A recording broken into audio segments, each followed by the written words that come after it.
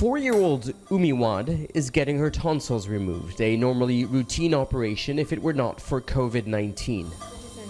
Oxygen has become a precious resource anesthesiologist Khadija Dia cannot afford to waste.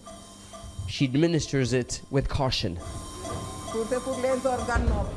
If someone has no oxygen for just 3 minutes, they will go into cardiac arrest. That could lead to cerebral epoxy. Oxygen is vital, whether it be for us or for the patient. Once she's asleep, the machine pumps oxygen into her system, keeping her alive. In the operation room, there are no oxygen tanks. Umi and all 250 patients in need of oxygen are connected to this noisy machine found in the back of the hospital. The machine does the breathing for them. It takes in ambient air, concentrating the oxygen and pumping it through pipes to the hospital's surgery theaters and wards.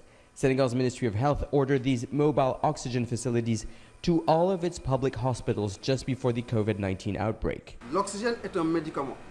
Oxygen is medicine, and without it, we cannot treat patients. In many developing countries, there is a lack of access to oxygen, which means some surgery are cancelled because buying oxygen tanks is too expensive. And so, our head of state made hospitals autonomous in oxygen a top priority.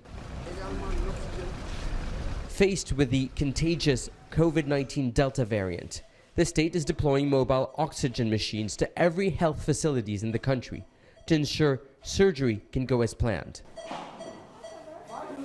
This is a crucial part of the post-operation phase. It's where patients regain consciousness thanks to a steady flow of oxygen. It prevents the patient from running into respiratory distress and helps them catch their own breath.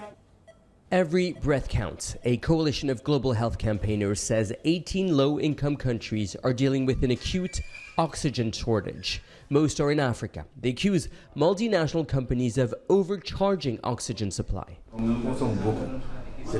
Buying oxygen used to be the hospital's biggest expense. Now that we don't depend on it, we invest that money into paying staff on time and ensuring better treatment.